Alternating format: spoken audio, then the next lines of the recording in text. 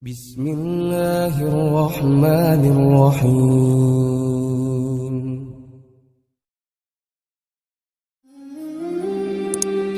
Nah, kita sudah lama berada di sini. Sejauh mana, sebesar apa, sebanyak apa bantuan kita kepada perjuangan Rasulullah Shallallahu Alaihi Wasallam ini? Jangan hanya berpikir saya mencintai Rasul, kira-kira Rasulullah bangga atau tidak kepada kita. Maka harus selalu terlibat.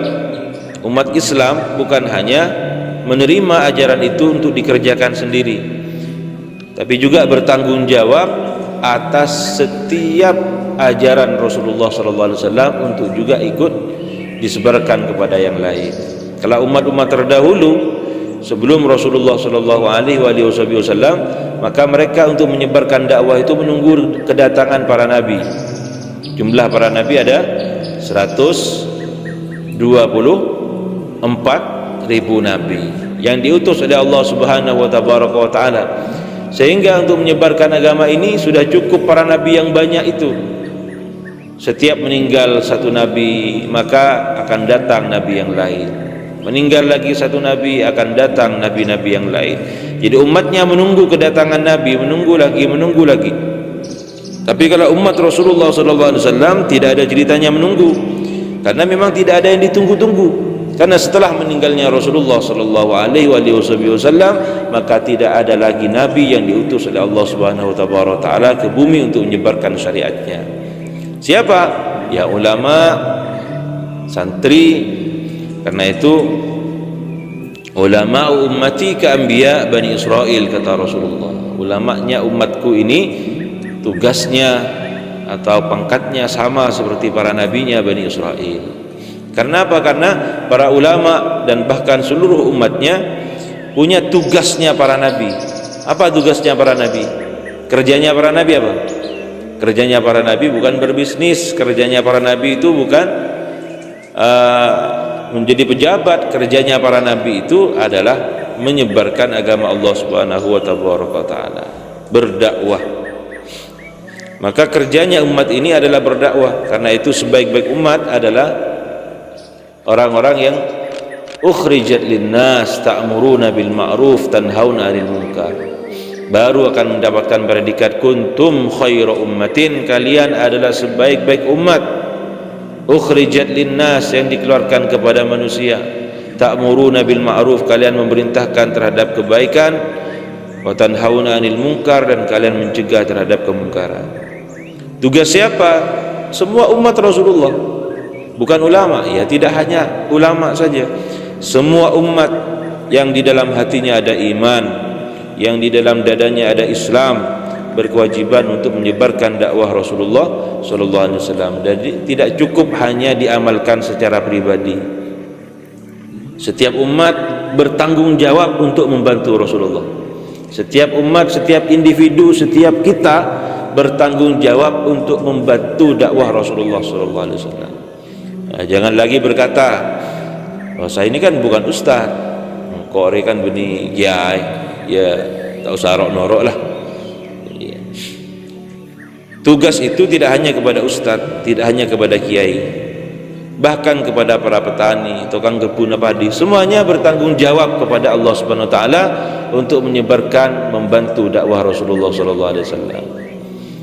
Karena untuk amar ma'ruf nahi munkar tidak dibutuhkan persyaratan harus alim.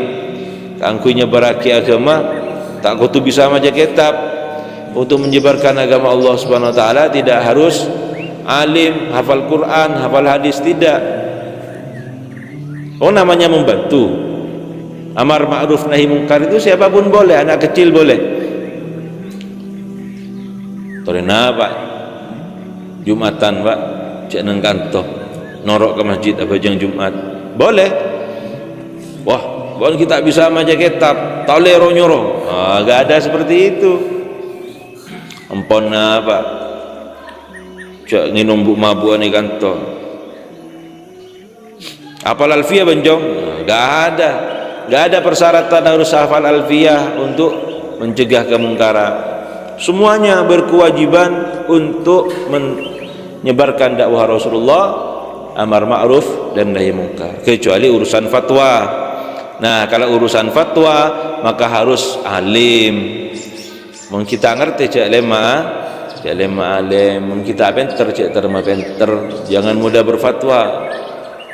Karena anak kiai sudah disanjung-sanjung kedahuluan pangkatnya daripada ilmunya.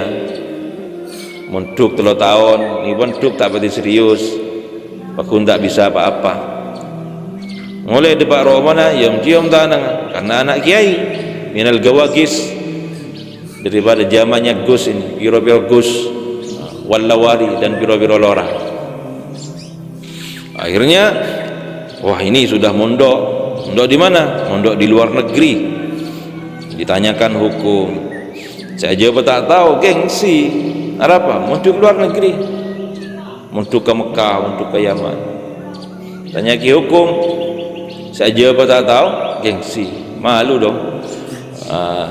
Akhirnya berfatwa bi ghairi ilmin, dia berfatwa dengan tanpa ilmu. Fadallu wa adallu, kemudian dia tersesat, bukan hanya tersesat untuk dirinya sendiri tapi juga menyesatkan orang lain.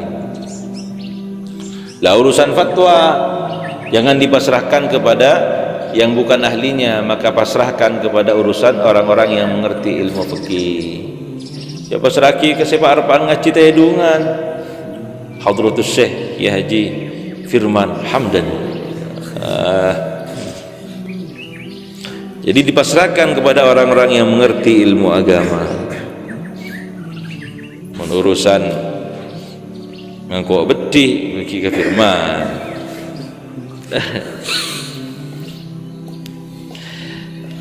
Jadi itu urusan fatwa.